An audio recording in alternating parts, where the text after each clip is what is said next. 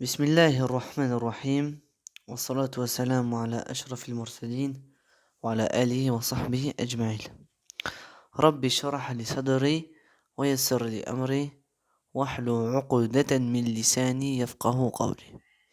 Assalamu alaikum. Aujourd'hui, nous allons parler sur le port du voile. Fait-il partie des fondements de l'islam? Le qualificatif islamique pour désigner le tissu avec lequel certaines musulmanes cachent leurs cheveux ou leur silhouette peut prêter à confusion. En effet, le voile existait bien avant l'islam dans tout le bassin méditerranéen.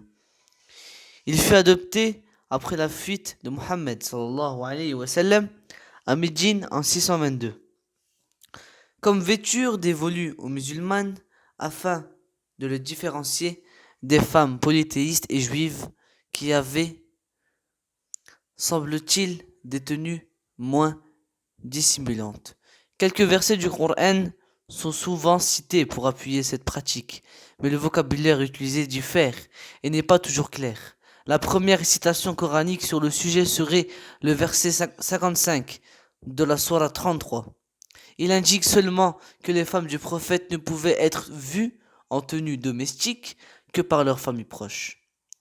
La seconde citation vient aussi de la sourate 33, verset 59. Elle est générale. Ô prophète, dis à tes épouses, à tes filles et aux femmes des croyants de serrer sur elles leur voile. Cela sera le plus simple moyen qu'elles soient reconnues et qu'elles ne soient point offensées. Voile. Et ici la traduction du jilbab, une robe ou un manteau de dessus très ample, allant de la tête aux pieds. On lit aussi sur la 34 verset 31, dis aux croyantes de rabattre leur voile sur leur gorge, ou plus littéralement, de frapper le qimar, grand voile de tête qui couvre les yeux comme une visière et se noue au haut de la tête, sur l'échancrure pectorale, et jaib.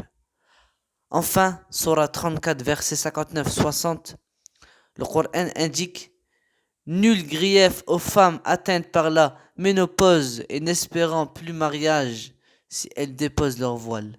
Le terme ici utilisé, tiyeb, désigne de manière générale les vêtements, peut-être d'extérieur. Ainsi, les passages coraniques sur le voile sont très peu nombreux. Ils auraient donc une importance périphérique dans l'établissement des normes musulmanes par rapport à des questions beaucoup plus fondamentales. Malgré cela, ces prescriptions furent vite sacralisées, telle une norme intangible, alors qu'elles ne répondaient qu'à une situation culturelle particulière aujourd'hui, révolue. De nos jours, les types de voiles varient selon les lieux, les coutumes, le niveau de développement socio-économique ou le positionnement politique, féminisme par exemple.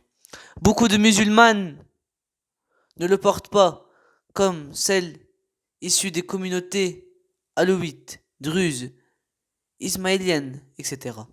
Le voile des femmes berbères du monde arabe se caractérise par des formes, tissus et couleurs spécifiques.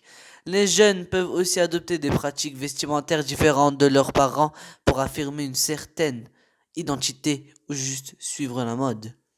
Et les femmes qui travaillent surtout à la campagne ne peuvent pas porter, par commodité, le même genre de voile que les citadines massives.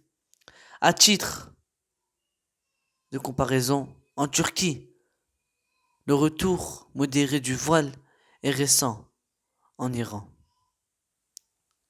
Voile urbain peut rimer avec coquetterie. Dans les Balkans, la sécularisation a réservé le voile aux paysannes.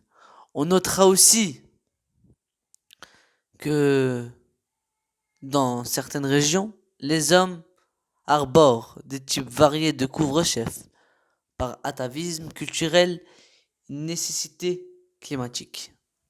Ainsi, quand le port du voile est justifié religieusement, ce n'est pas qu'à travers une lecture non contextualisée des sources scripturaires, alors que son usage est souvent bien plus lié à des coutumes et traditions. أقول قولي هذا وأستغفر لكم ولجميع المسلمين. أمين أمين والسلام عليكم ورحمة الله.